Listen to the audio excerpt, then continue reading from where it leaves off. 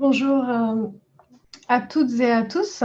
J'espère que vous m'entendez bien. Nous allons démarrer cette conférence en ligne organisée par le RTES, le réseau des collectivités territoriales pour une économie solidaire. Conférence en ligne qui porte sur l'innovation dans la commande publique. Alors, vous êtes près de 90 inscrits à cette conférence et actuellement une cinquantaine de participants connectés en direct. Et donc, avant de démarrer, je souhaiterais vous proposer quelques consignes, règles du jeu pour cette conférence en ligne. Déjà, je voudrais vous inviter à indiquer tous dans le module de discussion vos noms, prénoms, fonctions et collectivités ou structures en écrivant à tous les conférenciers et tous les participants. Ça nous permet, voilà, ça vous permet surtout à vous, les participants, d'avoir une idée de qui sont les autres personnes qui suivent cette conférence. Et c'est plutôt voilà, c'est plus agréable pour tout le monde. Et par ailleurs, à utiliser également ce même module de discussion pour partager vos bonnes pratiques, vos commentaires et également vos questions aux intervenants que je vais présenter juste après. Ces questions, moi, je me chargerai de les relayer aux intervenants au moment le plus opportun. Pour cette conférence en ligne, nous avons donc fait appel à... Alors, excusez-moi.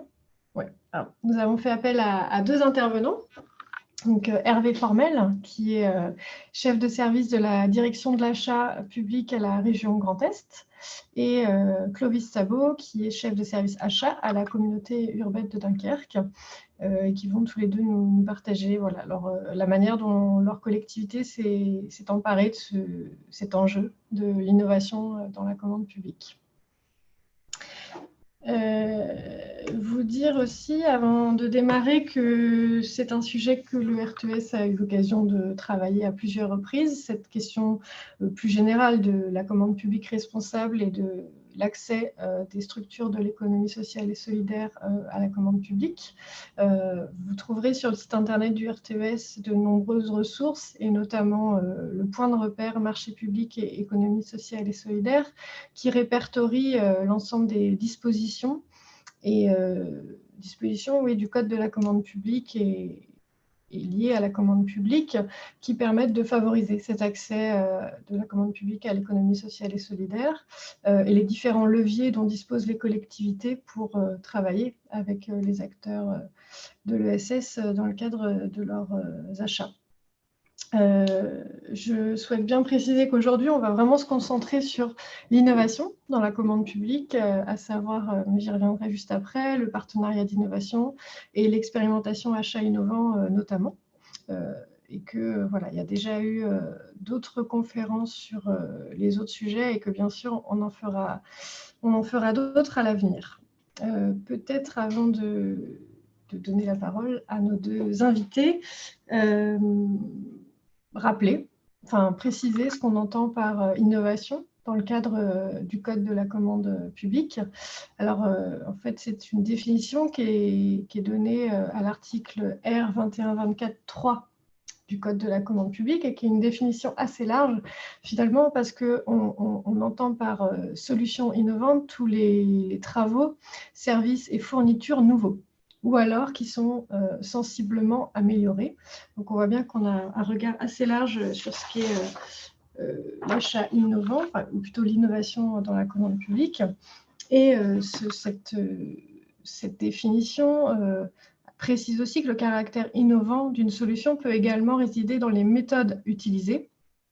Donc, il peut ainsi s'agir de nouveaux procédés de production ou de construction, d'une nouvelle méthode de commercialisation ou d'une nouvelle méthode organisationnelle dans les pratiques, améliorant par exemple l'organisation du lieu de travail ou les relations extérieures de l'entreprise. Ça, c'est la définition vraiment qu'on trouve dans le cadre de la commande, dans le cadre du Code de la commande publique.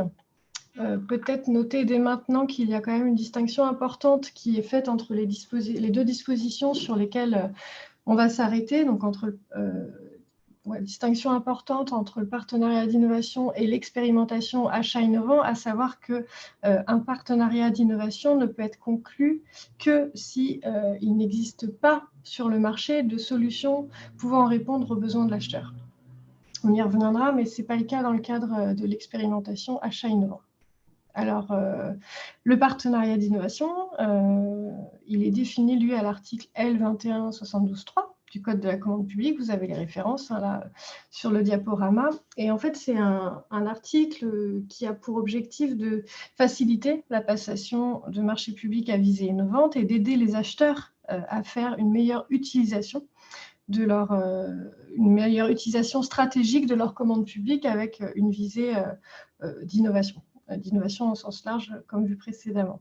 En fait, c'est un nouveau type de marché qui permet de pallier les difficultés des marchés recherche et développement, qui impose une remise en concurrence à l'issue de la phase recherche et développement pour pouvoir acquérir ces différentes solutions, à savoir fournitures, travaux et services qui en résultent, qui résultent de la phase recherche et développement. Et donc, le partenariat d'innovation permet en fait de penser un partenariat sur le long terme qui prend en charge les différentes phases, à savoir la phase recherche et développement, mais aussi la phase achat ou acquisition de ces produits, services et fournitures qui résultent de la recherche.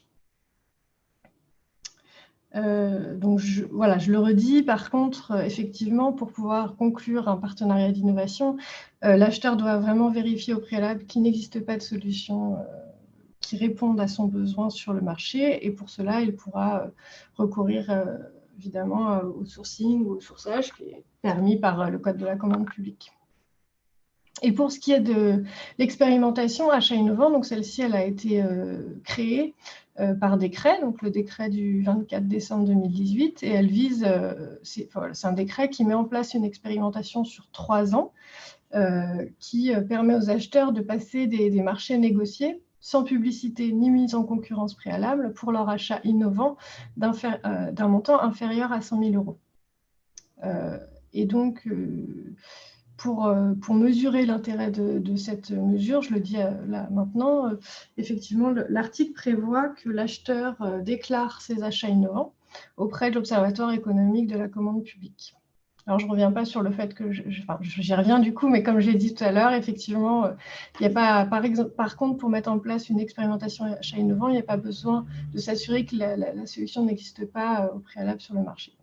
Pour l'instant, je ne vais pas plus en avant sur ces définitions, puisque Clovis Sabot et Hervé Formel, y reviendront finalement dans la présentation de leur expérience et de la manière dont leurs collectivités se sont emparées de l'innovation dans la commande publique.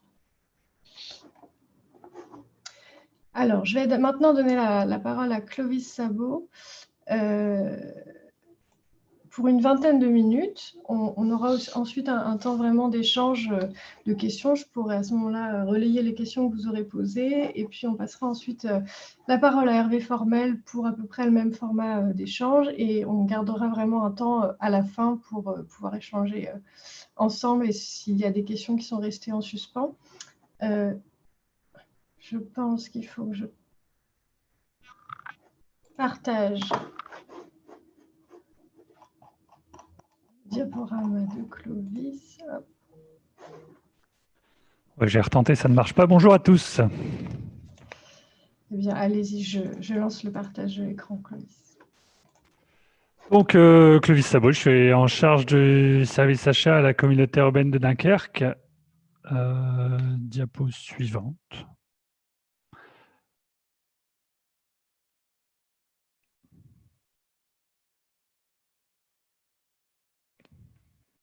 C'est bon? Ok, donc la communauté urbaine de Dunkerque, c'est rapidement 17 communes situées au nord, 200 000 habitants, 1300 agents. Et en termes d'achat, en tant qu'acheteur, on aime bien les chiffres, donc c'est diapo suivante, c'est 132 consultations sur notre plateforme en ligne, c'est 500 offres électroniques reçues pour plus de 1500 retraits, 881 marchés enregistrés, 1725 fournisseurs actifs et le double si on compte sur les 3 dernières années, 19 500 engagements de dépenses dans l'année pour un total annuel sur 2019, donc grosse année, de 149 millions d'euros hors taxes.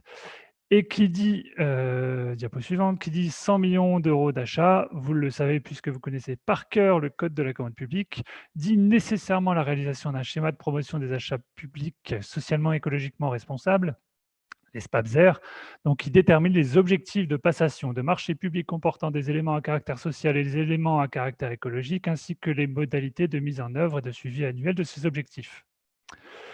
Je vous laisse, vous avez certainement eu des éléments sur ce sujet dans des webinaires précédents.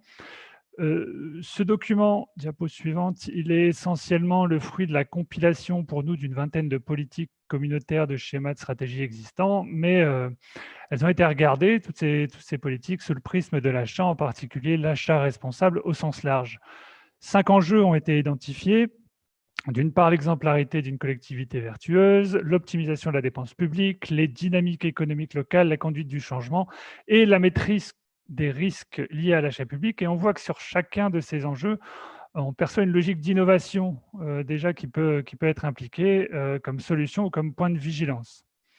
On a décliné le plan d'action autour de 5 axes. Donc, d'une part, au centre, les trois piliers du développement durable, la transition écologique, l'inclusion sociale, le développement économique. Un volet sur la gouvernance, la performance achat, l'optimisation des pratiques. Et puis, un axe spécifique qu'on a souhaité mettre en avant du fait de sa transversalité et de sa spécificité, qui est celui de l'innovation. Et c'est cet axe que je vous propose de détailler à présent. Nous sommes partis, diapo suivante, d'une acception très large de la définition d'innovation, donc celle qui a été citée juste avant par Chloé, et que nous avons décliné en 4 objectifs et 12 actions. Ces objectifs, diapo suivante, alors on va passer, je vais pas les détailler, on va les voir un par un. Non, précédent, hop. Merci. Premier objectif donc, la culture d'entreprise. C'est déjà, avant de parler d'innovation, il faut faire émerger des solutions innovantes dans l'organisation interne et au niveau des modifications de nos habitudes et de nos pratiques d'achat au quotidien. Amener une culture d'entreprise de l'innovation. Derrière cette action, plusieurs choses qu'on a déjà mises en place. D'une part, un remue-ménage interne dédié à l'innovation dans la commande publique, avec l'intervention d'un juriste en droit public sur les questions d'innovation dans la commande publique. Autre dispositif, on laisse la possibilité aux agents de faire ce qu'on appelle la CUD, Comité urbain de Dunkerque, hein, donc CUD buissonnière, c'est-à-dire la possibilité d'aller se balader n'importe où, soit en interne ou soit en externe, un jour ou plus, pour apprendre d'autres collectivités et sur une motivation d'innovation. Troisième dispositif sur lequel je vais un peu plus m'étendre et que vous avez certainement dans certaines de vos collectivités, un laboratoire interne d'innovation et de design de politique publique qui a émergé il y a 2-3 ans. Pour résumer, c'est un lieu où se retrouvent des agents de tous horizons et de tous grades pour poser un sujet à plat et réfléchir donc aux solutions, voire prototyper des idées et répondre à une problématique. La première saison a concerné les déchets. Donc l'idée, c'était, enfin l'image que vous avez là, c'est on a réfléchi aux déchets dans la nature et on a prototypé une poubelle de tri en jouant sur le jeu de mots tree et une poubelle de tri angulaire, voilà, pour pousser les gens quand ils font de la randonnée à trier.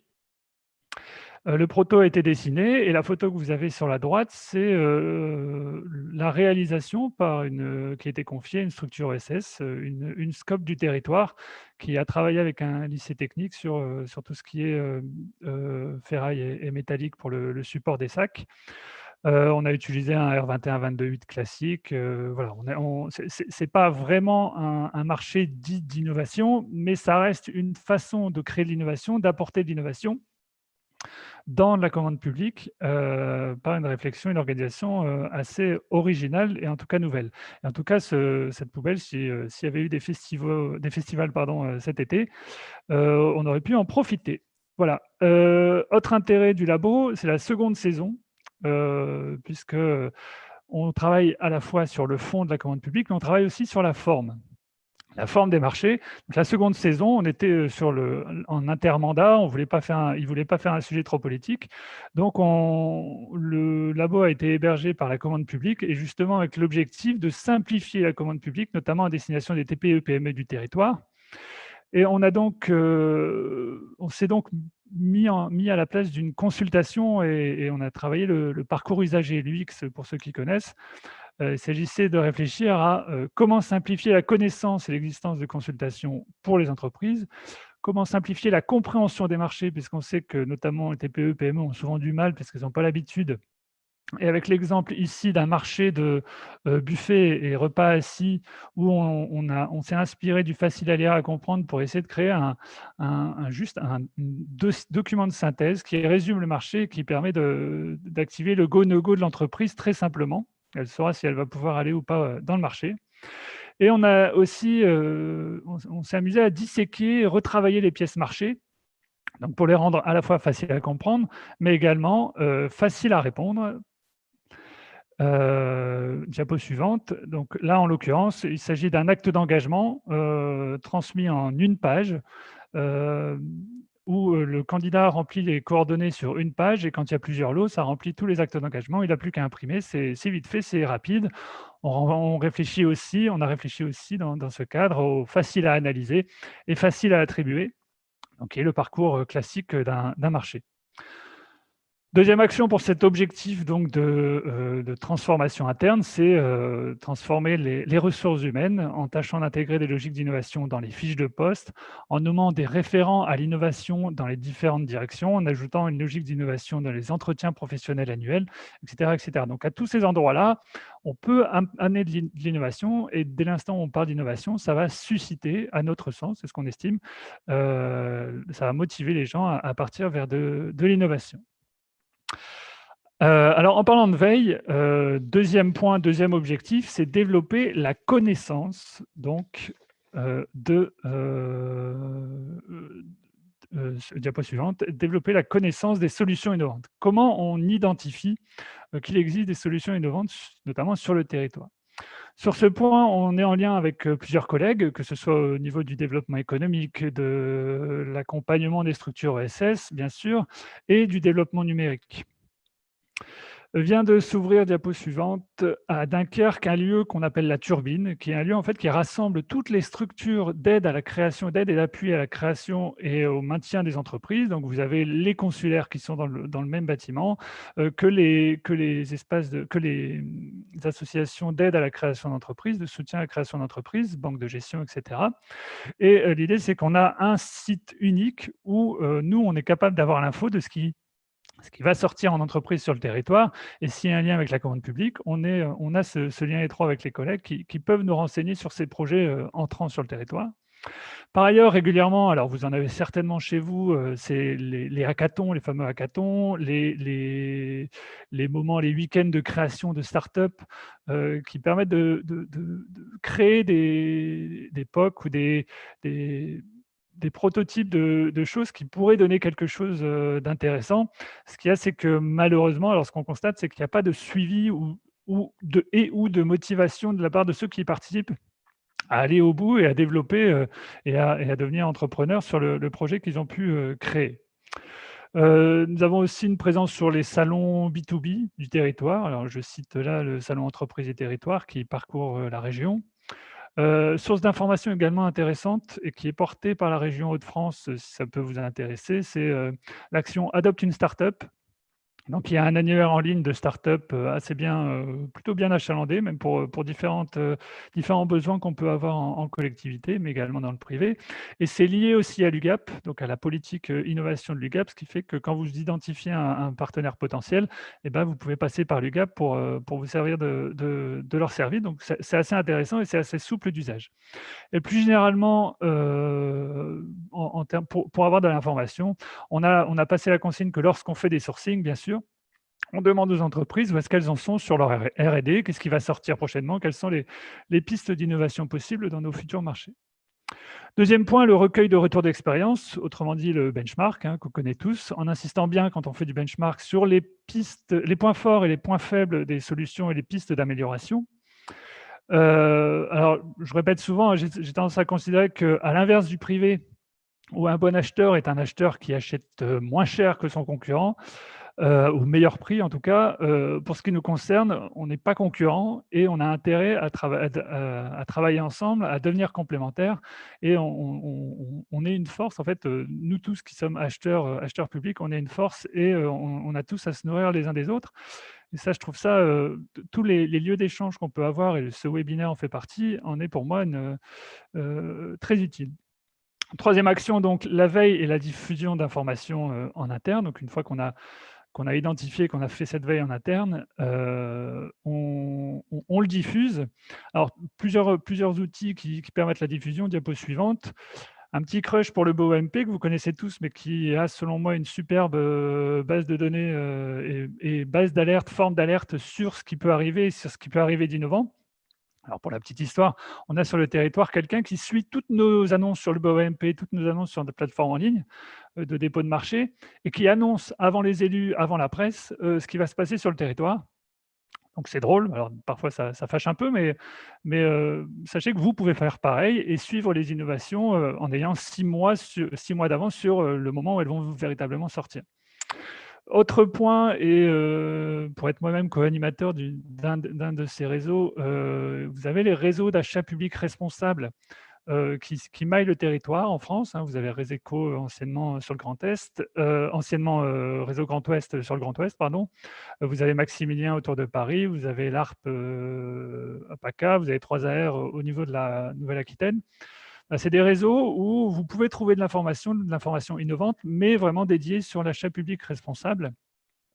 Et vous avez également une plateforme en ligne donc là, qui est portée par le ministère de la Transition écologique et solidaire, qui s'appelle Rapide, qui est réseau des acheteurs publics intégrant le développement durable. Voilà, ça c'est aussi des pistes d'information que je voulais vous soumettre, même si je sais que vous avez les vôtres et qui sont aussi intéressantes. Et petite mention spéciale sur un élément, un closier qui va sortir très prochainement, courant du mois, qui est porté par le CD2E. Le CD2E qui est le centre de développement des éco-entreprises. Et quand je dis un closier, c'est vous avez tapé un besoin et ce qu'ils proposent, ça va être de choisir, ils vont vous sortir la clause et comment concrètement vous l'appliquez, vous l'intégrez dans un acte d'engagement, un CCAP, un CSTP, etc. avec normalement un presse-bouton copier-coller. Et ça, je trouve ça assez puissant, d'autant que si on se met tous à alimenter cette base de données, ça sera un formidable outil pour développer l'achat éco-responsable et l'achat innovant sur ce domaine-là.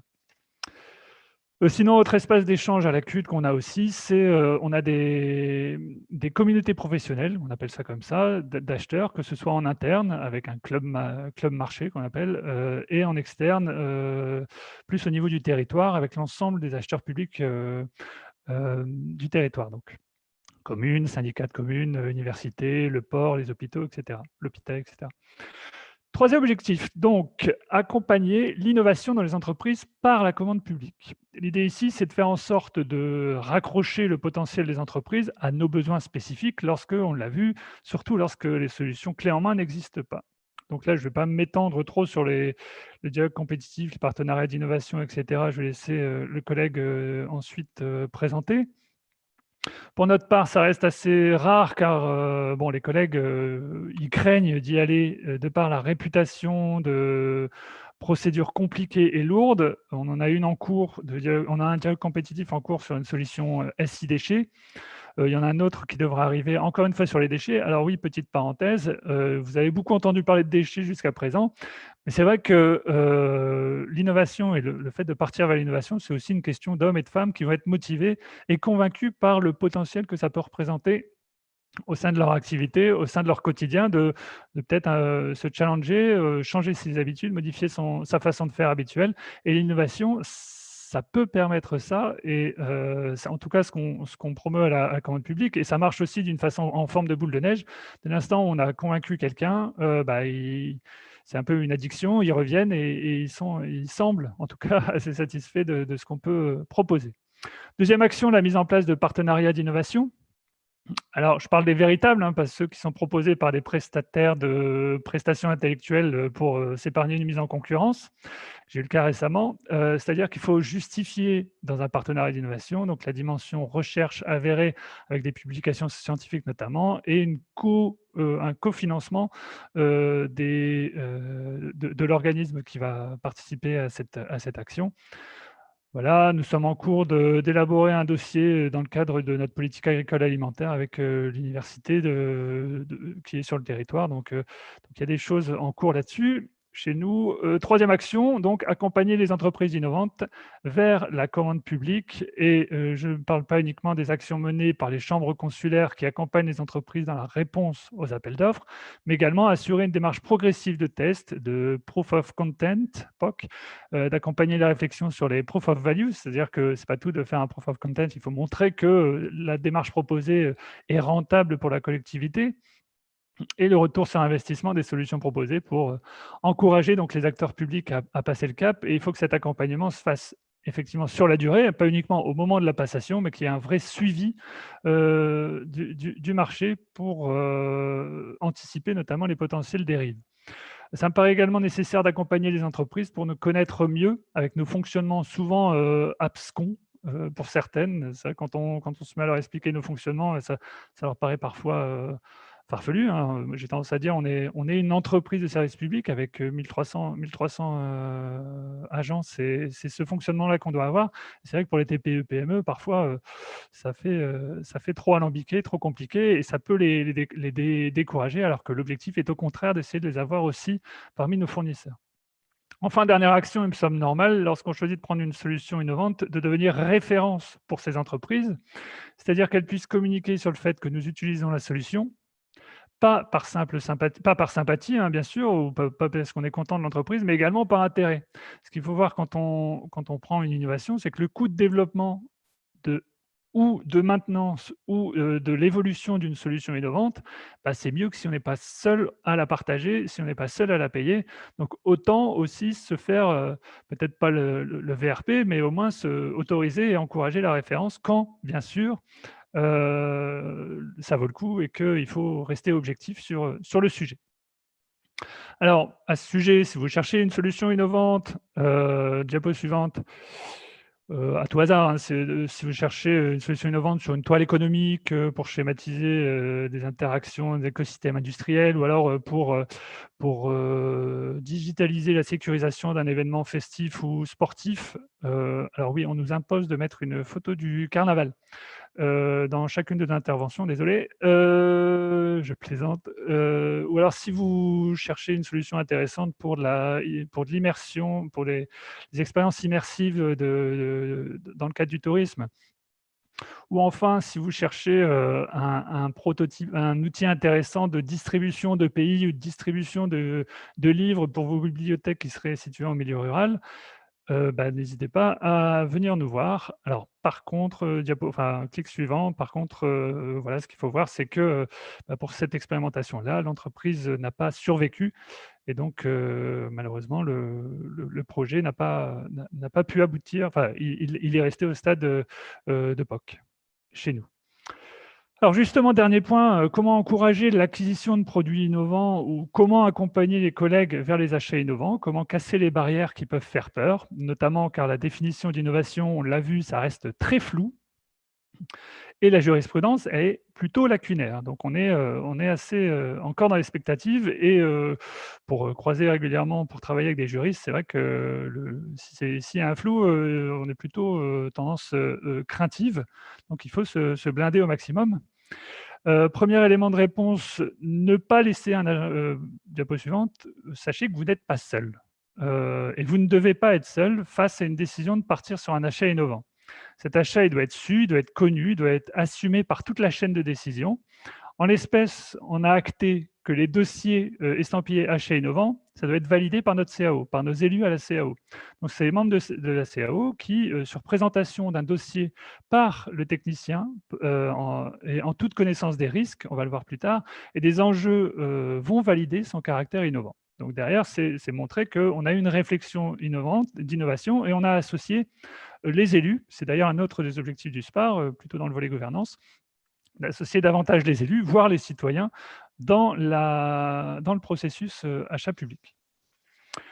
De même, pour favoriser l'innovation, on insiste que nos collègues ouvrent davantage aux variantes.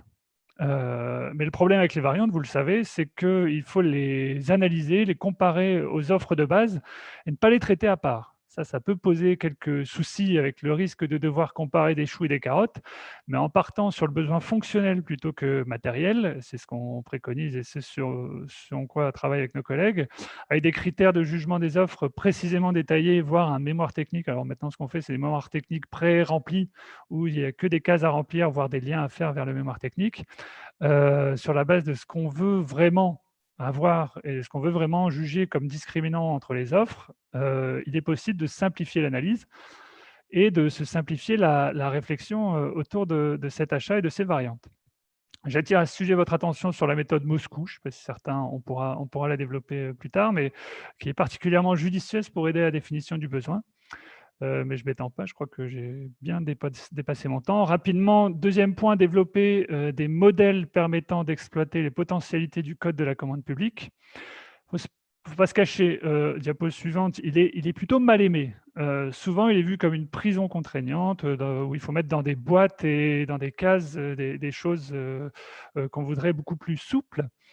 Alors pour ma part, j'ai tendance plutôt à penser, alors je suis joueur, hein, je suis joueur de plateau, et j'ai tendance à le considérer comme une belle règle du jeu, assez copieuse quand même, mais comme une formidable boîte à outils. Alors boîte à outils à condition de maîtriser les outils. Si vous n'avez jamais utilisé une perceuse et que vous vous lancez dans le bricolage, c'est compliqué, mais vous avez en interne, soit dans vos collectivités, soit dans les collectivités supra, soit dans les réseaux qu'on peut avoir, ou même via le RTES, j'imagine, possibilité d'échanger avec vos homologues, vos collègues sur le sujet.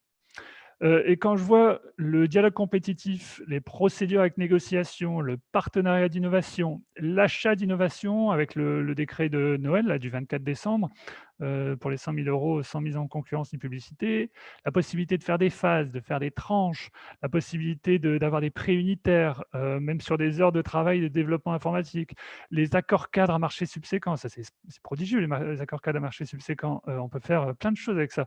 Et bien sûr, le fameux R21-22, tous les tirets et suivants, 1 et suivant que vous pouvez connaître pour l'absence de publicité et mise en concurrence, qui est, avec lequel il est quand même aisé de jongler. Il est possible, à mon avis, de faire de grandes choses pour la commande publique, à condition, bien sûr, de garder sa déontologie et une rigoureuse objectivité dans ses appréciations. Dernier point pour finir, la maîtrise du risque. On l'a vu, qui dit innovation dit risque. Qui dit risque dit estimation de ce risque afin de le confronter à notre acceptation de ce risque et les solutions pour garantir un risque minimal sur le long terme.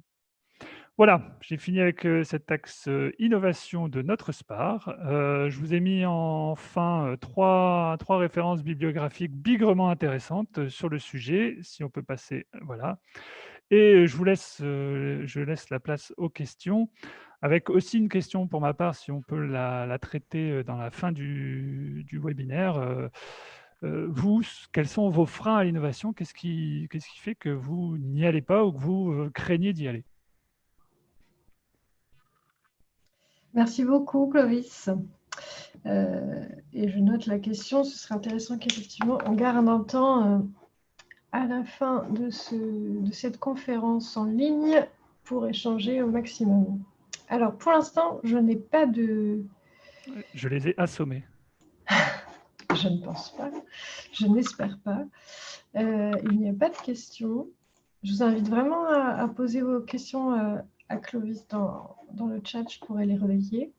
Hervé également, si vous avez des questions, n'hésitez pas.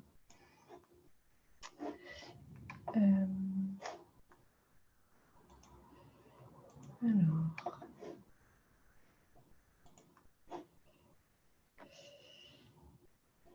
je crois que alors je lis, notre seul frein, c'est l'humain qui a peur du changement. Je suis tout à fait d'accord. C'est que un des enjeux du SPAR, c'est la conduite du changement. De notre SPAR, c'est la conduite du changement. Et c'est vrai que derrière toute modification, tout achat, surtout quand il est nouveau, il y a l'accompagnement de l'ensemble des services, l'ensemble des collègues pour l'utilisation, l'usage nouveau qui va être fait et sur le long terme. Et c'est vrai que quand on chiffre les risques ou les conséquences d'un achat innovant, il faut tous les chiffrer, y compris les moyens humains que ça va recourir derrière pour l'application, ça c'est sûr. Ouais. Voilà, et je pense que Véronique Bertrand de la métropole de Lyon partage en disant que le frein principal, c'est la culture, donc on est bien à peu près sur les mêmes approches. Alors, Olivier Chanteloup qui demande « Pouvez-vous nous citer un achat innovant dont vous êtes particulièrement fier ?» Alors, je crois, enfin, je vous laisse répondre, Chloé. Mais je crois que vous disiez que… Je ne sais pas, il y en a plein. Alors, c'est vrai que j'ai montré là ce petit exemple de la poubelle de tri qui me semble intéressante de par sa conception, de par le fait qu'on a associé l'ESS et les structures ESS. On a d'ailleurs en interne un annuaire des structures ESS qui est rattaché à nos familles d'achat, à notre nomenclature, et qui fait que dès qu'on a une idée un peu originale, à titre d'exemple, on a cet été fait du relamping. Alors ceux qui ne savent pas ce que c'est en gros, on avait des aides pour passer un bâtiment en économie, pour diminuer les consommations énergétiques d'un bâtiment. Donc on a pris tous nos vieux néons et on les a remplacés par des lampes à basse consommation. Le fait est qu'on avait des vieux néons et c'était dommage de jeter des vieux néons qui marchent quand même. Donc, on a sollicité toutes nos structures ESS. Alors, malheureusement, on n'a pas eu de retour positif, mais au moins, on a fait la démarche, on a montré qu'on avait conscience qu'ils existaient et qu'on pouvait leur faire confiance. Merci. On a aussi une question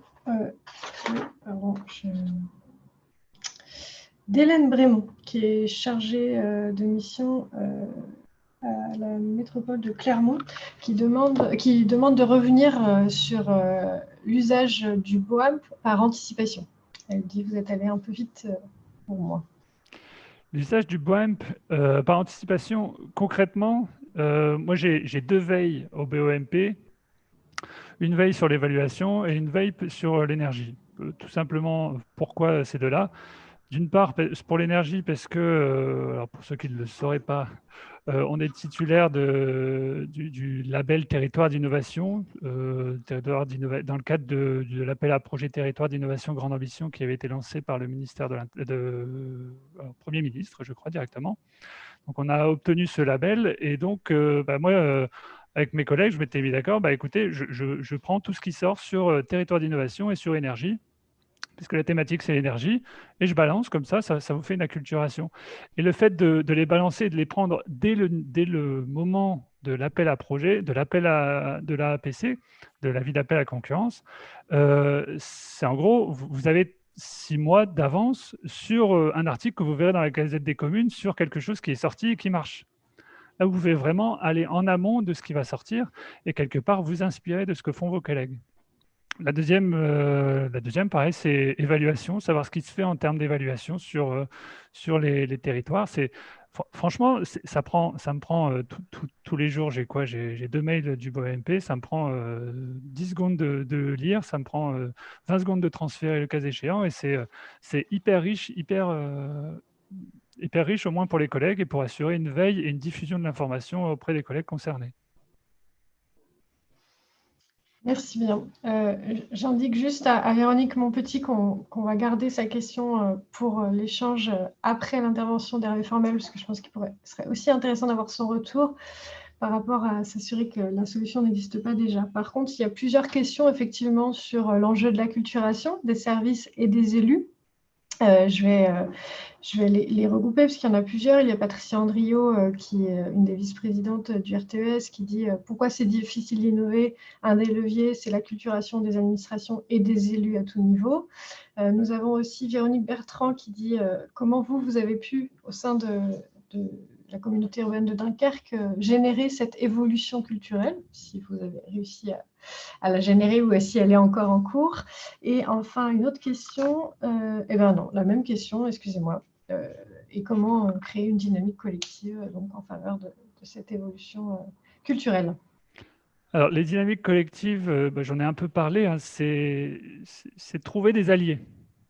Pour ce qui nous concerne, vous l'avez vu, le service déchets, honnêtement, au début, ils étaient très sceptiques sur ce qu'on allait pouvoir apporter. Là, il y a pas une semaine sans qu'on ait un nouveau dossier du service déchets, puisque en plus, ils sont en rate de personnel pour la rédaction des marchés. Donc, j'ai envie de dire, ça tombe bien. Il faut être motivé, il faut être moteur et il faut casser les barrières qu'on peut avoir en tête. Il faut oser. Je pense que alors j'ai vu une collègue de la métropole de Nantes, eux aussi, ils osent et c'est tout. Il faut se lancer. Il faut se lancer en sachant qu'on est soutenu à la fois par sa hiérarchie et par ses élus. Dès l'instant où on a démontré l'intérêt technique, l'intérêt financier d'une solution, avec toujours à l'esprit l'intérêt du citoyen, celui qu'on sert avant tout. Il y a, enfin, c'est ça, il faut se casser les barrières qu'on s'est construites sur les 10 dernières années. C'est facile à dire, hein, et il y a certains services, ils ne veulent pas en entendre parler, ils restent sur leurs habitudes. Oh, on va faire un accord cadre à bon de commande sans minimaxi, ça va être simple. Non, il faut aller plus loin avec eux. Il faut vraiment analyser, à mon sens, les marchés avec une véritable technicité d'achat comme ils peuvent l'avoir dans le privé. À mon sens, on n'est pas différent du privé dans un sens que si jamais on n'évolue pas, on ne fait pas un peu de R&D, un peu d'innovation positive sur nos pratiques, sur nos façons de faire, eh ben, on n'avance pas. Donc, après, ça peut être. Alors, nous, on l'a identifié concrètement dans un document qu'on a appelé notre schéma de promotion d'achat responsable. Mais ça peut être aussi, pourquoi pas, une part du budget de votre commune où vous vous dites, c'est tout. Là, on va faire un projet innovant et en gros, si vous êtes élu, c'est tout. On aura ce pourcentage. On peut associer la population, on peut associer. Enfin, voilà, la réflexion, elle doit venir de partout. Il faut vraiment ouvrir ses antennes à 180 degrés, 360 degrés pour vraiment tout recevoir, tout réceptionner et diffuser, diffuser, diffuser. Après, ce n'est pas tout diffuser et dire il n'y a qu'à Faucon, il faudrait faire ça. Il faut parfois se poser sur un sujet, partir sur un sujet et y aller à fond, se dire voilà, hop, ça on a réussi à le faire, c'est déjà une victoire. On n'est pas parfait partout, mais au moins on a ça en bilan positif à montrer à nos collègues, à montrer à nos élus, et derrière, si ça peut faire boule de neige, c'est tant mieux. Et à ce sujet, parce que c'est vraiment dans la précision, on va dire, Caroline Dufoy demande, est-ce que vous avez travaillé avec tous les services en même temps, ou est-ce que vous avez, dans un premier temps, travaillé avec certains services? Là encore une fois, c'est pareil, est-ce qu'on a des alliés dans le service? Est-ce qu'on a des partenaires, des gens un peu motivés, un peu qui veulent changer leurs habitudes, qui veulent un peu, qui ont connaissance de quelque chose ou qui croient en quelque chose et qui veulent le développer? Vous ne le retrouverez pas dans tous vos services. On a dans notre communauté professionnelle marché, on a à peu près 25 personnes identifiées. On sait qu'on va pouvoir aller s'amuser, entre guillemets, toujours dans l'idée du jeu, s'amuser avec eux, avec 2, 3 d'entre eux, 3, 4 d'entre eux. Et puis, ça va évoluer. Eux, ils vont changer de service, ça va évoluer. Les précédents qui partent, enfin, les nouveaux, ils vont prendre les habitudes qu'ils avaient, etc., etc. C'est vraiment une histoire de personnes. Et c'est vrai que on a souvent eu tendance à considérer, c'est en train de changer bien heureusement, la commande publique comme juste de l'administratif et de la paperasserie. Il y a un formidable potentiel technique à développer et à faire quelque chose très intéressant dans tous les domaines de l'achat. En tout cas, j'y crois. Oui. Merci beaucoup, Clovis. Je ne vois pas d'autres questions arriver, encore une fois, hormis celle de Véronique, mon petit, que je garde pour plus tard. Dans ce cas, je vous propose qu'on passe à l'intervention d'Hervé Formel. Et puis, bien sûr, Clovis, restez avec nous. Hein. J'espère qu'on aura l'occasion de rééchanger tous ensemble plus tard. Hervé, Bonjour. Comment on fait du coup par rapport au diaporama? Je vais essayer de partager et puis si j'y arrive, je lancerai les diapos. Sinon, je te laisserai reprendre la main. Voilà. Très bien. Alors, tac. Logiquement, il est partagé. C'est en cours. C'est parfait. C'est Il est très parfait. OK. Par contre, Donc, il n'est pas en diaporama, mais bon, c'est visible, je hein. pense que c'est suffisamment lisible. Je suis pas un spécialiste de toutes ces manipulations, donc vous m'en excuserez. Je pense que, enfin, C'est si vous très avez bien comme ça. moi à l'écran, ça devrait le faire. Donc bonjour à tous. Donc Hervé Formel. Donc je suis chef du service appui aux politiques achats à la direction de l'achat public de la région Grand Est. Et dans la préparation pour ce webinaire, Chloé m'a sollicité pour venir vous raconter notre expérimentation, enfin notre expérience en cours autour de l'expérimentation achat innovant qui a déjà été évoquée à la fois par Chloé et aussi par Clovis. Donc ce fameux décret de décembre 2018 qui permet aux acheteurs publics de faire des marchés négociés sans mise en concurrence préalable sur donc, des achats de nature innovante d'une part et en respectant un certain nombre de règles. Une a été évoquée, c'est celle de le déclarer donc, à l'Observatoire de la commande publique, mais aussi de rester en dessous d'un seuil de 100 000 euros. Donc moi, je vais vous raconter un peu le cheminement et puis bien évidemment la nature du projet. Mais pour commencer, comme Clovis, et pour vous présenter, dresser un peu le portrait, je vais vous donner quelques éléments de contexte. Donc, allons-y. Voilà. Donc, comme à Dunkerque, on a donc, nous, un SPASER baptisé Orchidée, qui a donc été voté en juin 2017, qui reprend 28 engagements concrets sur les 3 piliers du développement durable, donc social, environnemental, économique. Là, j'ai un peu isolé quelques rédactions de notre SPASER sur le volet développement économique et vous allez comprendre le lien avec le projet d'achat innovant que je vais vous présenter. Donc, pour nous, bien évidemment, acheteurs publics, c'est un enjeu fort de développement des territoires au profit des acteurs économiques et sociaux. La commande publique est un levier de l'activité des opérateurs économiques, quels qu'ils soient l'ESS ou plus classiques. L'idée, bien évidemment, et la volonté politique, et c'est d'autant plus dans l'air du temps en ce moment, c'est autant que faire se peut que la commande publique soit une opportunité de développement pour l'activité locale et bien évidemment au profit de l'emploi. Et puis, travailler avec le tissu économique local nécessite bien évidemment de le connaître le mieux possible.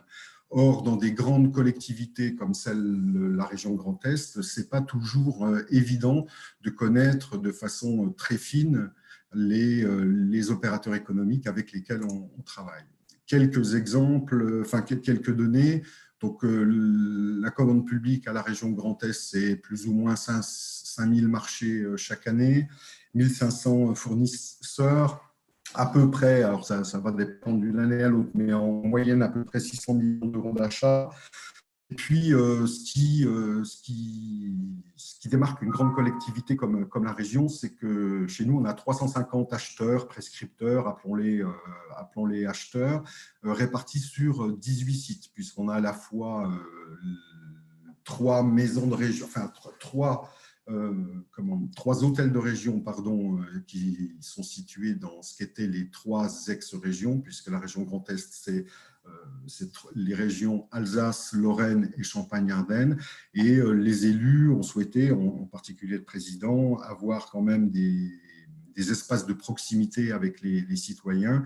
Et donc, on a une douzaine de maisons de la région sur l'ensemble du territoire et certaines ont 2 sites compte tenu de l'ampleur géographique du territoire qu'elles peuvent couvrir. Donc, quand on a dit ça sur les chiffres liés à la commande publique, il se trouve que nous, par ailleurs, on n'a aucun outil spécifique de consolidation des données fournisseurs. C'est-à-dire qu'on a bien évidemment, comme chaque acheteur, les outils informatiques liés aux consultations, j'en passe des meilleurs, mais en tout cas, on n'a pas de données fines consolidées sur l'ensemble de nos fournisseurs. Et donc, l'idée, c'était de se dire quel outil pourrait répondre à ce besoin-là. Donc, on s'est toujours posé, nous, la question de l'empreinte économique et géographique de nos achats. Donc, on pourrait définir comme la connaissance des retombées économiques locales liées au marché de la région pour ces 1500 fournisseurs. On sait bien évidemment que sur tel marché, c'est telle entreprise, tel fournisseur qui est titulaire. En revanche, une fois de plus, on n'a pas d'outil qui nous permet de dire, par exemple, le pourcentage de TPE touchés par la commande publique régionale, c'est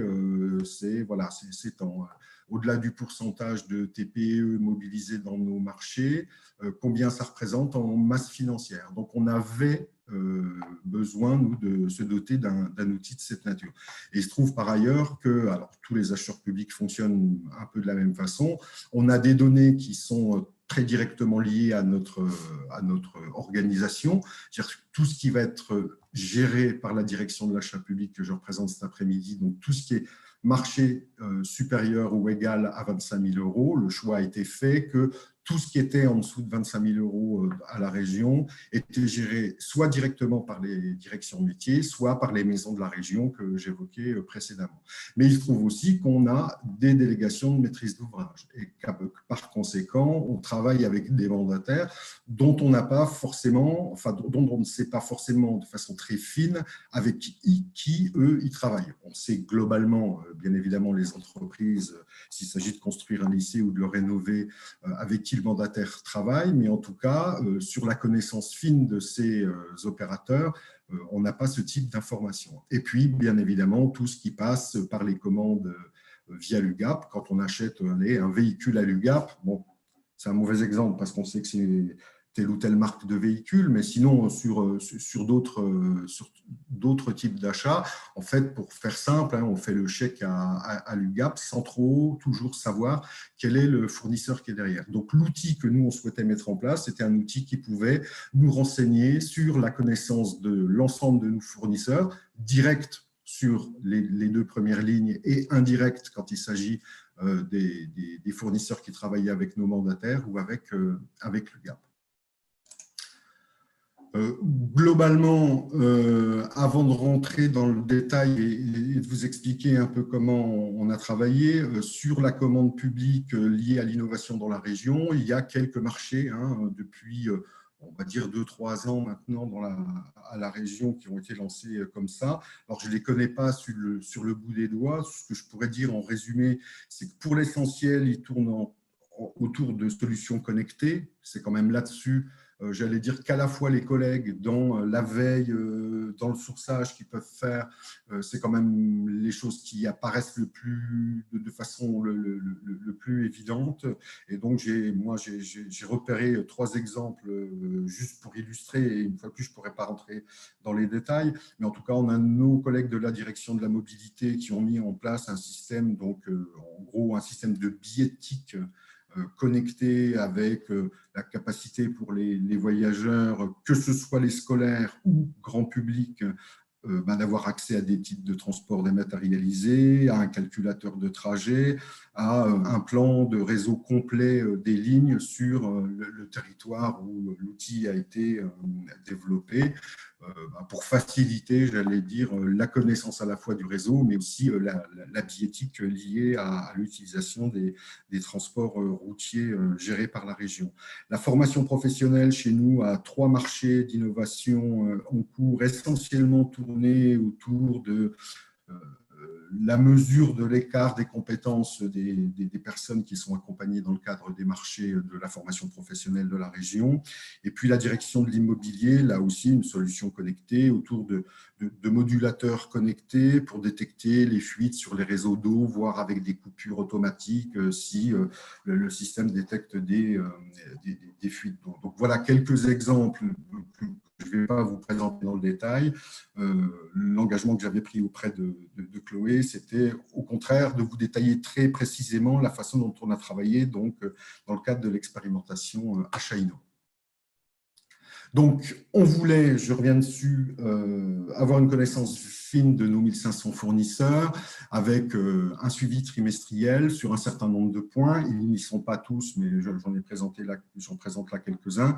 Donc, le nombre d'opérateurs économiques, combien effectivement on touche d'opérateurs économiques, le nom, les effectifs, le nombre d'établissements classés par typologie de fournisseurs, sans oublier bien évidemment les structures de l'ESS, puisque la région, dans le cadre de son SPACER, tente et réussit aussi, mais en tout cas souhaite développer le partenariat avec les structures de l'ESS, que ce soit l'IAE, le secteur protégé, mais plus globalement les structures de l'ESS. Ça prend différentes formes, on multiplie les marchés réservés, on fait pas mal de gré à gré quand il s'agit d'être en dessous du seuil des 25 000 euros.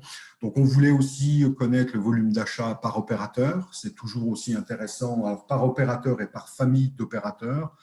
Combien dans le BTP, combien dans la formation professionnelle, combien dans le transport. Le volume d'achat moyen par typologie et pourcentage du total des dépenses. Donc, en gros, quels sont les profils de nos fournisseurs et comment la commande publique de la région leur profite, pour faire simple et en résumé, avec aussi bien sûr la volonté d'avoir une classification de ces données par implantation géographique. Donc, à la fois à l'échelle des maisons de la région, c'est important pour nous, savoir que la maison de la région de Nancy ou celle de Metz ou celle de Mulhouse ou de Charleville, comment elle travaille avec les fournisseurs locaux, remettre tout ça en perspective avec les proximités des maisons de la région. Bref, on voulait avoir une clé d'entrée de notre empreinte aussi géographique et pas que économique. Donc, à l'échelle des maisons de la région, à l'échelle des 10 départements de la région, bien sûr une consolidation régionale, et puis on a, comme tout le monde, un certain nombre de fournisseurs hors région. C'était aussi la capacité de pouvoir là aussi faire des ratios, savoir comment la commande publique de la région va au-delà de ses frontières. Donc, dans le type de procédure qu'on a envisagé, assez rapidement, on a, nous, envisagé l'achat innovant. Pourquoi ? Parce que dans la volonté de notre SPACER de s'adresser aux opérateurs locaux, on va nous aussi sur le terrain, Clovis le disait tout à l'heure, hein, les acheteurs sortent de leur mur chez eux, chez nous aussi. Et donc, il y a quand même pas mal de sourçage qui est fait, de benchmark qui est fait. Et il se trouve que sur tout ce qui est ESS, au sens large du terme, c'est mon service qui suit le sourcing et en particulier dans le cadre, des espressos qui se mettent en place en région Grand Est. En fait, c'est des rendez-vous d'affaires qui sont co-organisés entre la Chambre régionale de l'économie sociale et solidaire, donc du Grand Est, et puis des opérateurs locaux, des fois un département, des fois un facilitateur de clause sociale, une autre collectivité, et c'est des rendez-vous d'affaires localisés. Et il se trouve que moi, autant que faire se peut, ou mes collègues, maintenant que le service a un peu évolué, on se rend dans ces rendez-vous d'affaires à la rencontre des opérateurs de l'ESS pour entendre, écouter, comprendre ce qu'ils peuvent nous proposer éventuellement en tant que fournisseurs. Et puis, donc, lors de un de ces espressos où on s'inscrivait préalablement, où les acheteurs disaient, voilà, j'ai la liste des exposants, des personnes présentes, des structures présentes, voilà lesquelles j'aimerais bien rencontrer. Et puis, à l'inverse, les structures avaient elles aussi la possibilité de demander à rencontrer tel ou tel acheteur. Et il se trouve que les APF, donc l'Association des paralysés de France, a souhaité me rencontrer et pour me présenter des solutions d'ingénierie. Pas des solutions, enfin pas les services habituels qu'on peut rencontrer dans ce type de structure, mais tout ce qu'ils pouvaient faire sur ce qui était accompagnement en termes d'ingénierie. Et en particulier, ils m'ont présenté un outil qui a fait tout de suite tilt dans mon esprit en fonction du projet de notre empreinte géographique et économique. Ils avaient mis en place donc un outil, alors pas à destination du public, mais bien de deux grands groupes privés de mémoire sur justement le suivi et la connaissance fine de leurs fournisseurs. Donc, j'ai sauté sur l'occasion. À l'issue de cette rencontre en B2B, j'ai été sur site pour qu'ils puissent me montrer comment leur outil tournait, qui bien évidemment me présente leur structure, leur organisation. Et puis on a commencé comme ça, chemin faisant, à échanger sur l'opportunité éventuelle de pouvoir mener un projet en commun. Et c'est vrai que là, l'expérimentation HAI Innovant tombait pile poil, passez-moi l'expression, parce que ça me permettait, après le sourçage, après le complément d'informations pris sur site, de pouvoir commencer à envisager un partenariat avec les APF et non pas, j'allais dire, faire du sourcing global, travailler avec eux, aller regarder un peu comment ils fonctionnaient et puis après lancer un marché tout venant où n'importe qui aurait pu se positionner. Je précise au passage que la question a été posée tout à l'heure de savoir comment on sourçait pour savoir si les solutions existaient. Nous, on a sourcé, on a un peu benchmarké, on n'a pas trouvé, alors peut-être ça existe par ailleurs, hein, mais en tout cas, on n'a pas trouvé d'outils spécifiques sur l'étagère, tout près, qui auraient pu nous permettre de faire ça.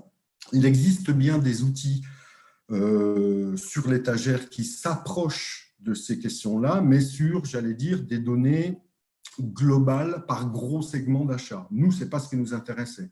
Vous avez bien compris que c'était aussi une clé d'entrée géographique très fine qui nous intéressait et pas uniquement savoir, j'allais dire, des données, on va dire, essentielles liées à notre commande publique. Donc, chemin faisant, on a continué à travailler avec les APF et puis s'est posé la question de savoir si on rentrait dans les clous justement des marchés innovants et en particulier de l'expérimentation achat innovant. Donc, on a fait tourner cet outil-là, nous, un outil qu'on a trouvé sur le site de la direction des affaires juridiques au ministère qui propose selon 4 items de regarder si le projet qu'on a répond à un certain nombre de questions qui sont dans ce schéma-là. Donc, on s'est appliqué cette méthodologie-là pour être sûr qu'on n'était pas juridiquement en dehors des clous. Donc, entouré en rouge, c'est globalement les questions sur lesquelles on répondait positivement en fonction de la nature de la question ou négativement, en tout cas, ce qui nous permettait nous, de considérer que notre achat était susceptible de rentrer dans la catégorie des achats innovants. Donc, pour nous, si on prend le cadre en haut à droite, on était bien dans une amélioration des processus organisationnels ou de qualité de service. Ce n'est pas des pratiques habituelles de la commande publique de regarder et de travailler sous forme de phase, parce que je vais revenir après dans la façon dont on a travaillé avec eux.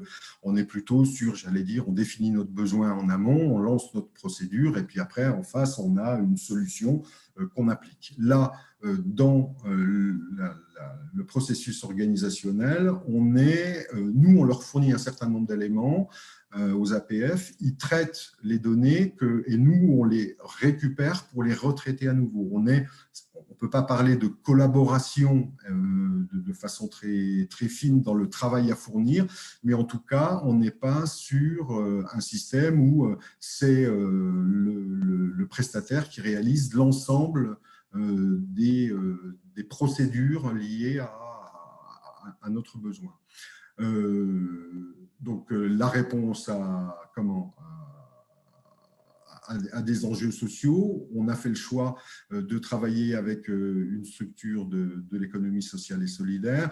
Bon, et puis après, je ne vais pas revenir je ne vais pas vous détailler l'ensemble des réponses positives qu'on a pu avoir. Mais en tout cas, voilà, la question, je crois, a été posée par quelqu'un tout à l'heure de savoir comment on pouvait savoir. Ben voilà. il y a un outil qui existe. Nous, on l'a fait tourner. Ça nous semblait, d'une part, on avait un outil et c'était bien de pouvoir s'appuyer sur quelque chose d'un peu réfléchi par d'autres sur le sujet de l'innovation. Et puis, ça permet, selon la définition de notre besoin, de regarder proposition par proposition où on est a priori dans l'innovation et où a priori on ne le serait pas. Donc, nous, on l'a principalement, j'ai commencé à l'évoquer, on l'a principalement qualifié autour de la nouvelle organisation de la pratique et des relations extérieures. C'est ce que je disais juste avant. On n'est pas dans une logique où on leur fournit un fichier, ils se débrouillent et puis ils nous renvoient quelque chose à la fin avec les statistiques. On a bien évidemment un outil qui nous permet, quand on appuie sur le bouton, d'avoir les statistiques qui apparaissent. Mais en tout cas, on a conçu avec eux l'outil de façon assez souple qui nous permet également à nous, après coup, de faire des extractions spécifiques et potentiellement de faire à nouveau de l'analyse par rapport à ces extractions spécifiques. Donc, l'innovation était aussi, de notre point de vue, dans le phasage de la mise en œuvre, avec plusieurs phases, dont 2 phases de test. Et puis, également, innovation, je le disais tout à l'heure, habituellement, quand on achète une solution, la solution, elle est là, on peut toujours la faire évoluer, mais je veux dire, ça reste un peu à la marge parce que ça nécessite de faire des avenants, enfin, tout un tas de démarches qui ne sont pas toujours juridiquement et administrativement simples. Là, d'emblée, ça, on l'a intégré dans le marché. Et donc, l'outil, on sait qu'il est toujours évolutif à l'issue des phases de test, mais aussi quand on sera en phase de déploiement. Et puis, alors, je vois l'heure qui tourne. Top. Donc voilà les 4 phases, mais je pense, je crois que j'ai vu que le webinaire était enregistré et je suppose de toute façon que Chloé n'hésitera pas à vous envoyer les supports qu'on a pu utiliser, Clovis et moi. Donc voilà, un peu détaillé, j'allais dire, les 4 phases telles qu'elles ont été prévues dans le marché, sachant que, alors j'aurais bien aimé vous présenter l'outil, sauf que la Covid est passée par là et que, comme tout le monde, les APF ont pris un peu de retard. L'outil devrait être complètement opérationnel en tout début d'année 2021. On est aujourd'hui dans la phase 3. Voilà. Et donc, le déploiement va arriver dans quelques jours, quelques semaines. Et au plus tard, j'allais dire au 1er janvier 2021, on est censé pouvoir appuyer sur le bouton et avoir déjà les premières données globales et la capacité surtout après d'aller rechercher un certain nombre de données dans l'outil pour pouvoir nous en faire une analyse plus fine. Donc voilà, rapidement présenté, voilà. Et puis, alors j'ajoute, donc moi je travaille à la direction de l'achat public. C'est un marché porté par la direction. On n'est pas sur un marché porté par une autre direction. C'est bien le choix qu'on a fait à la direction de l'achat public de dire, voilà, cette expérimentation d'achat innovant, on se l'applique aussi à nous-mêmes. Souvent, la direction de l'achat public accompagne d'autres acheteurs. On peut aussi être innovant quand il s'agit d'acheter dans la commande publique et pour la commande publique. Merci beaucoup, Hervé. Je vais retirer, je pense que c'est arrêter le partage. Voilà, c'est ça. Voilà. Juste pour précision, une personne demandait dans le fil de discussion où on pouvait trouver l'outil et le schéma qui vous a aidé à qualifier d'innovant l'achat, et Clovis Sabot a répondu et a mis le lien vers le guide pratique de l'achat public innovant. Voilà. Et merci donc, Clovis, voilà.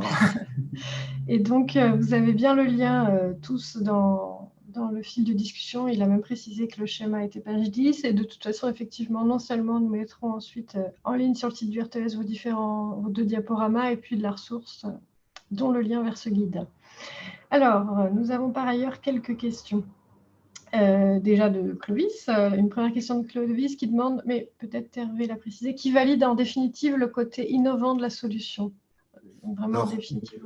En fait, à partir du moment où on avait, nous, fait tourner donc, l'outil qui a été présenté, il se trouve que dans l'organisation à la région, on a ce qu'on appelle un CREA, un comité régional d'engagement des achats, auquel, alors, tout n'est pas présenté, c'est une instance auquel siège un certain nombre d'élus, dont le président de la CAO et puis la direction générale des services, la direction de l'achat public, et où on va présenter aux élus, avant d'imaginer le système de dévolution, des projets un peu emblématiques. Alors, ou parce que ça va nécessiter des gros investissements, je pense notamment aux marchés de transport, de formation professionnelle, des choses comme ça, ou des marchés ou des projets de marché qui sortent un peu de l'ordinaire, ou qui sont un peu sensibles comme ça. Et celui-là, il nous a semblé utile de le présenter donc,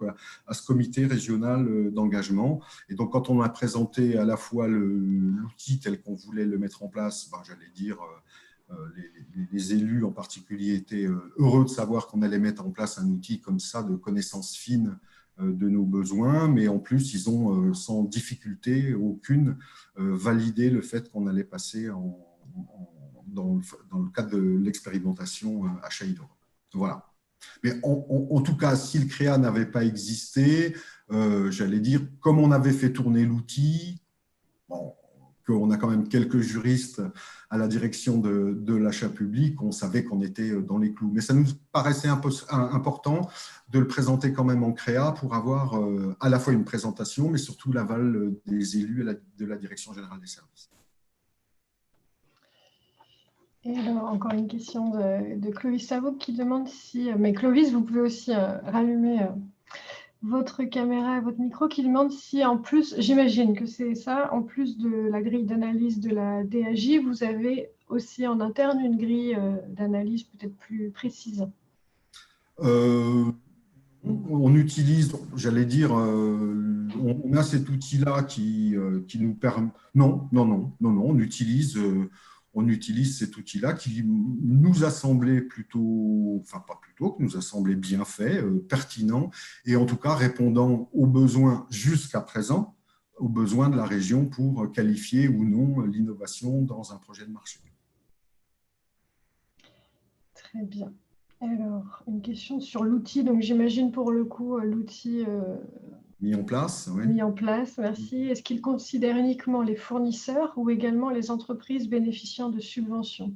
Non, que les fournisseurs. On est bien sur une entrée marché commande publique. Non. On a par ailleurs un outil de suivi dont le nom m'échappe aujourd'hui, mais on était doté, là pour le coup, la région est dotée d'un outil de suivi des subventions qui est en capacité de sortir un certain nombre de statistiques et au-delà des statistiques, de connaissances fines des gens qui sont bénéficiaires des subventions de la région. Donc non, là l'outil, il est bien uniquement lié à la commande publique, à l'achat de la région.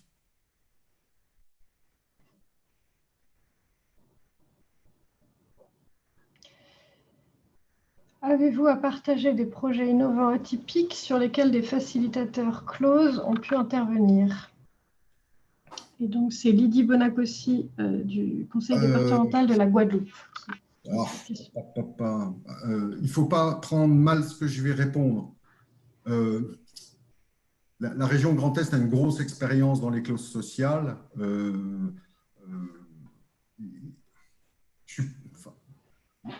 Il n'y a pas ou peu d'innovation, me semble-t-il, depuis quelque temps dans les clauses sociales, si ce n'est à considérer que quand on travaille avec des opérateurs locaux sur des sas de préparation des publics, des choses comme ça, mais ça, c'est des choses qui existent depuis longtemps. Donc non, on n'a pas spécifiquement d'opérations que moi je pourrais qualifier d'innovantes. Voilà. La seule chose qui est un peu… c'est même pas innovant, mais on peut le citer parce que je crois qu'on ne doit pas être nombreux à le faire. La région Grand Est accompagne un programme de formation spécifique auprès des publics de l'IAE, par exemple. Et que pour une partie, effectivement, pour répondre aux besoins des entreprises liés à la mise en place de clauses sociales. Mais est-ce que c'est vraiment innovant? En tout cas, personnellement, je ne le qualifierais pas d'innovant. Si je peux compléter, Tout à pour fait. la CUD, alors effectivement, c'est somme toute assez classique, les classes d'innovation. On essaie d'ouvrir pas uniquement des marchés de travaux, enfin les marchés classiques auxquels on peut penser sur l'innovation. On pose la question à notre facilitateur pour chacun de nos marchés de 100 000 euros. J'ai souvenir de leur poser la question sur des marchés de maîtrise d'œuvre, des marchés même d'assurance, en espérant qu'il y ait un cabinet d'assurance local qui pourrait prendre je sais pas, pour 2 semaines quelqu'un sur de l'accueil clientèle. Bon, eux, ils n'ont pas dans leur base de données de personnes qui pourraient être intéressées par ça. On fait du PSMP, je ne sais plus comment ça s'appelle, le programme de mise en situation professionnelle. Oui, oui, comme en Clovis, nous aussi, dans nos marchés, nous, on a une dizaine de marchés de maîtrise d'œuvre qui sont closés. Voilà. Pour moi, on n'est pas dans de l'innovation, ça existe depuis. Enfin, mais voilà, c'est mon point de vue. Voilà. Oui, mais c'est peut-être parce que vous êtes en avance et que vous faites des choses Bon, extraordinaires par rapport à d'autres il y territoires. en a beaucoup qui le font. Mais effectivement, nous, on a une dizaine de marchés de mémoire de maîtrise d'œuvre qui sont closés. On a des marchés de services, de prestations intellectuelles sur de l'outline informatique qui comportent des clauses sociales. Est-ce qu'on peut dire qu'on est dans l'innovation? Non, on est plutôt dans la recherche de nouveaux supports, effectivement, pour intégrer les clauses sociales. Mais en même temps, je veux dire, il me semble que de tout temps, il y a eu des expériences de cette nature. Donc, expérimental, oui, il y a quelques temps. Il me semble qu'on est aujourd'hui on a au moins passé la seconde et qu'on est moins dans l'innovation. Mais voilà.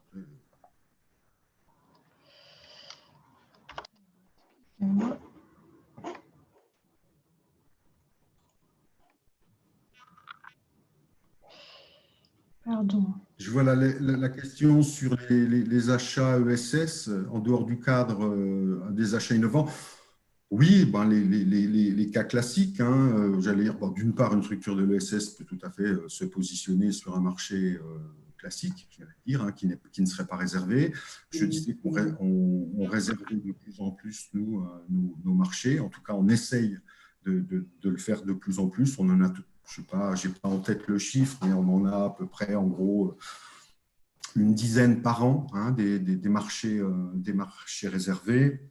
Le gré à gré, ça en revanche, oui. Et là, je rejoins ce que disait Patricia André de tout à l'heure. Il y a l'acculturation des élus, oui, et aussi des services. Dans les B2B auxquels on participe, donc nous, on revient avec un certain nombre de connaissances, de solutions, de propositions d'intervention de structures de l'ESS. On s'engage, nous, au service, systématiquement à sourcer l'ESS pour les marchés négociés sans mise en concurrence en dessous de 25 000 euros. Et donc, on se rend compte que les services commencent à jouer le jeu, à se tourner vers nous et nous dire, voilà, j'ai tel type de prestation à réaliser, j'ai une estimation entre 8, 10, 12 000 euros. Avant de consulter mes habituels fournisseurs, est-ce que vous pouvez éventuellement repérer pour notre compte des fournisseurs de l'ESS? Donc ça, on le fait de plus en plus. On utilise pour ça le réseau des facilitateurs clauses sociales qui connaissent bien leur réseau local de structures de l'ESS et on utilise 3 outils. On a 3 outils informatiques à l'échelle Grand Est qui aident au sourcing, hein, des outils où les structures de l'ESS peuvent se montrer à voir. Hein. On a un site acheter responsable Grand Est, on a un site spécifique qui a été monté par IAE Grand Est, qui est un réseau, comme son nom l'indique, des structures de l'IAE, et puis sur le versant alsacien, un outil équivalent qui s'appelle Zig et Zag et qui lui aussi répertorie toutes les opportunités que l'ESS peut proposer en termes de services, fournitures et travaux. On a par exemple travaillé très récemment avec nos collègues de la culture, parce que la culture avait une réflexion chez nous, notamment on a un bureau des tournages, comme dans beaucoup de régions, il y a de plus en plus de régions qui investissent via des bureaux des tournages, donc des tournages cinématographiques.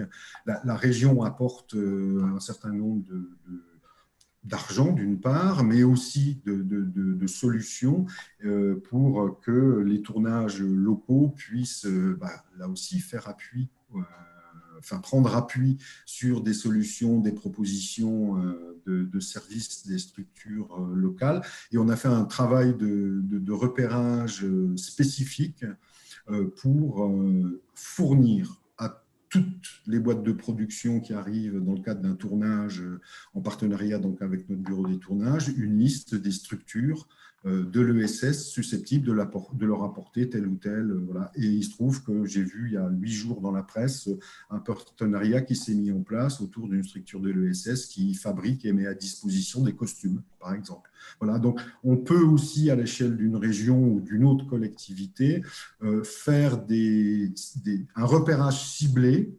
d'un certain nombre de structures ESS et communiquer ça à des partenaires ou à des entreprises pour qu'ils puissent effectivement faire appel, je ne dirais pas en priorité, parce qu'il n'y a pas de raison que l'ESS soit prioritaire par rapport aux entreprises classiques, mais en tout cas, à un moment, peut-être mettre un peu au-dessus de la pile les collègues des structures de l'ESS qui sont quelquefois un peu trop souvent par habitude, par les collègues acheteurs ou par des intervenants qui viennent à un moment ou un autre, comme là dans le cadre d'un tournage cinématographique, avoir une action sur le territoire. Donc ça m'apparaît aussi intéressant de travailler en réseau sur ces questions-là. Comment on repère et comment on peut fournir des annuaires ciblés, on va dire, en fonction d'un certain nombre de sujets, par exemple. Je ne sais pas si Clovis voulait aussi rebondir. Non, on a effectivement le même genre d'expérimentation. Alors j'ai en tête le fameux film de Christopher Nolan qui a beaucoup fait parler ici, le Dunkerque, où tous les sacs de sable étaient faits par une structure d'insertion, les sacs de sable de la guerre, là, des protections militaires. Après, nous, justement, fin du mois, le mois de novembre, c'est le mois de l'ESS. Fin du mois, on a un salon inversé où on fait 2 conférences en parallèle, une conférence à destination des acheteurs privés et une conférence à destination des acheteurs publics sur l'intérêt d'avoir de l'ESS, de passer par l'ESS. Et derrière, il y a un salon inversé qui est organisé par la CRES, avec l'appui de la CRES, avec exclusivement les structures ESS du territoire dunkerquois, donc membres de ce qu'on a, on co-anime un club ESS de tous les acteurs ESS du territoire, et ça va être le moment d'échanger avec elles. Je disais, on a un listing de toutes nos structures ESS qui est rattaché à nos familles d'achat. Sur nos 650 familles d'achat, on sait que les structures ESS du territoire sont capables d'en compléter ou d'assurer tout ou partie des prestations sur 120 d'entre elles. Donc c'est vrai que c'est sous-estimé, c'est sous-évalué. Et c'est vrai que surtout en ce moment, pour avoir discuté avec certaines d'entre elles, en ce moment, c'est très compliqué et les conditions sanitaires font qu'ils ont très peu de débouchés, ils ont du mal à sortir la tête de l'eau et ça risque d'être compliqué aussi pour les structures de SS, donc il ne faut pas les oublier.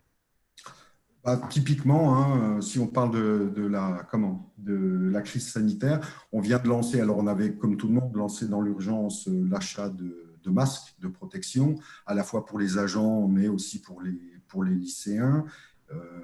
Voilà, et donc là, on sent bien qu'on est parti pour quelques temps, hélas, dans cette pandémie et dans la situation sanitaire. Donc on vient par exemple de lancer des marchés pour se doter à nouveau de 2 pays sanitaires, et on a clairement réservé un marché, puisqu'on sait qu'une fois de plus, les APF, alors là, à l'échelle nationale, ils sont organisés, mais on sait qu'il y a plusieurs sites chez nous. Je ne sais pas si c'est eux qui auront le marché. c'est un marché réservé, mais la concurrence reste de mise. Mais en tout cas, puisqu'on savait qu'il y avait des solutions locales, vous savez, pour ces marchés inclusifs, là, les masques transparents devant, on savait, parce qu'on avait fait le sourçage, qu'il y avait des réponses ESS. On ne s'est pas privé pour réserver ce lot-là, en tout cas, au secteur du handicap. Puisque, alors là, j'ouvre la parenthèse, vous avez tous en tête que là, la loi de simplification administrative risque, et nous, en tout cas moi personnellement, je vois ça d'un très mauvais œil, risque de ne plus pouvoir pour les acheteurs publics faire la différence quand on fait un marché réservé entre le secteur de l'IAE et le secteur adapté. Aujourd'hui, l'exemple que je cite là, nous on a fait ce marché réservé pour le secteur adapté. Il y a 2 mois, on a lancé un autre marché de nettoyage de tout ce qui est mobilier urbain pour justement lié au transport scolaire. Là, on l'avait réservé à l'IAE. Voilà, demain, il semblerait, on attend c'est une question d'heures ou de jours. Les premières étapes sont passées de façon positive et bizarrement, de mon point de vue, sans trop de débats, semblerait-il. Mais en tout cas, on aurait toujours la possibilité de faire des marchés réservés, mais aujourd'hui, le code nous dit, vous faites la distinction, vous ne mettez pas en concurrence l'IAE et le secteur réservé. A priori, on va tout droit vers une mise en concurrence des deux familles d'opérateurs. Pour moi, c'est mon point de vue, d'autres peuvent voir ça d'une autre façon, mais il me semble que les modèles économiques sont assez différents et je trouve assez dommage de les mettre en concurrence. Je pense que justement un sourçage bien fait avant le lancement d'une consultation permettait de flécher et puis surtout sur une année, sur plusieurs années, de trouver l'équilibre pour dire on ne travaille pas toujours avec telle ou avec telle famille, mais en tout cas on essaye de travailler ou en tout cas d'apporter de l'activité aux 2 familles spécifiques que sont l'IAE et le secteur réservé. On verra bien dans les jours prochains comment c'est entériné, mais il semblerait qu'on y aille tout droit. Voilà. Merci Hervé, c'est vrai qu'on a été interpellé aussi au RTS sur ce sujet. Et d'ailleurs, il y a Véronique, je vais retrouver qui exactement, mais Véronique qui nous dit qui demande pourquoi ne serait-ce pas une opportunité, cette ouverture aux 2 secteurs. Les modèles économiques sont différents. Pour moi, les modèles économiques sont très différents et donc du coup, ça les met en concurrence en fait. Ça les met en concurrence. Très bien. Merci beaucoup. Je crois qu'on a répondu à peu près à toutes les questions. Je partage un peu tardivement, parce que c'était vraiment quand il était question des clauses sur les marchés de fourniture, mais aussi de services et MAO, que Alice, je crois, Croirier de la métropole d'Angers dit que nous aussi, nous avons les mêmes pratiques à Angers-Loire Métropole. Oui, voilà, ça se répand de plus en plus. Alors après, effectivement, si on reprend la maîtrise d'œuvre, il faut se donner quelques règles. Si on met une clause d'insertion pour qu'il y ait 40 heures pour un archi junior, ça n'a pas de sens. Donc voilà, nous, on s'est mis des règles, des seuils de calcul qui nous permettent de dire, en gros, aujourd'hui, à partir d'un tiers-temps, à temps plein, d'un tiers-temps, on met une clause et sans se priver dans le marché de maîtrise d'œuvre. Et puis, on complète, bien évidemment, mais ça, on n'est plus dans le sujet de l'innovation, mais on complète, par exemple, si on a dans le marché de maîtrise d'œuvre, on complète en plus l'obligation pour le maître d'œuvre qui sera demain titulaire, au-delà de mettre en place la clause sociale dans son marché, donc d'accueillir quelqu'un chez lui, bien évidemment, de mettre dans les marchés de travaux qui seront lancés après des clauses sociales, bien évidemment, et dans une logique d'harmonisation avec nos pratiques à nous, c'est-à-dire travailler avec le facilitateur local et avec nos rédactions à nous, parce qu'on peut à un moment, je pense notamment quand on a un mandataire, il faut qu'on harmonise un peu tout ça, qu'on soit en maîtrise d'ouvrage direct ou mandaté, il faut que les règles du jeu soient les mêmes. Mais une fois de plus, pour moi, il n'y a rien d'innovant là-dedans. Beaucoup de collectivités le font depuis pas mal de temps maintenant. Oui, bon, ok. Ce qu'on fait aussi, alors peut-être que c'est pas innovant non plus, c'est quand justement le taux, le nombre d'heures d'insertion est insuffisant, on demande juste que l'entreprise vienne présenter pendant 2 heures son activité auprès d'un panel de bénéficiaires potentiels, enfin, de personnes en insertion, pour juste venir présenter un secteur d'activité, que ce soit un secteur de traiteur, que ce soit un secteur des secteurs variés, ça permet quand même d'impliquer l'entreprise sur son territoire quand elle répond à un marché public. Mais ça, peut-être que vous le faites aussi. Voilà. Non, moi, je suis pas. Je serais même plutôt contre, mais voilà, pour des raisons. Voilà. Pour moi, la clause sociale ne doit pas être une taxe insertion. Donc, en gros, s'il y a de l'emploi derrière, on est bien dans l'objectif. Mais voilà, après, on ne va pas lancer, je pense, le débat maintenant. Enfin, voilà, je suis pas, voilà, je suis pas convaincu. Je pense qu'il y a d'autres dispositifs qui permettent effectivement qu'un certain nombre d'opérateurs économiques viennent présenter leur métier. Il y a déjà des tas de choses qui peuvent être faites par les missions locales, par Pôle emploi, par je ne sais qui, en tout cas un certain nombre d'opérateurs. Moi, il me semble que la clause sociale doit rester pour l'essentiel liée à du boulot, à du travail, à des heures de travail dans l'entreprise. Parce qu'à l'origine, elles ont été conçues comme ça. Alors après, les dispositifs doivent pouvoir évoluer. Mais moi, je bloque encore un peu là-dessus. Peut-être que dans 6 mois ou 1 an, j'aurai évolué. Mais pour moi, la clause sociale aujourd'hui reste du boulot. Et donc, du coup, nous, si on a des volumes peu élevés, ben, on ne met pas de clause. Merci beaucoup pour ces échanges. Je vois qu'il y a d'autres questions sur l'insertion. C'est vrai c'est pas le sujet de cette conférence aujourd'hui. Il y en a déjà eu plusieurs au RTS et vraiment j'invite tous les participants, y compris pour répondre à Alexandra Chamberlain de la Banque des Territoires. Évidemment que le partenariat d'innovation et l'expérimentation achat innovant ne sont pas les seules dispositions qui permettent de travailler avec des structures de l'économie sociale et solidaire dans le cadre de la commande publique. Il y a vraiment beaucoup d'autres dispositions et leviers pour les collectivités territoriales. C'est ce que je présentais en intro. Voilà, c'est juste que là, aujourd'hui, on se focalisait un peu sur l'innovation. Je vous propose qu'on conclue maintenant, parce qu'il est déjà 15h35.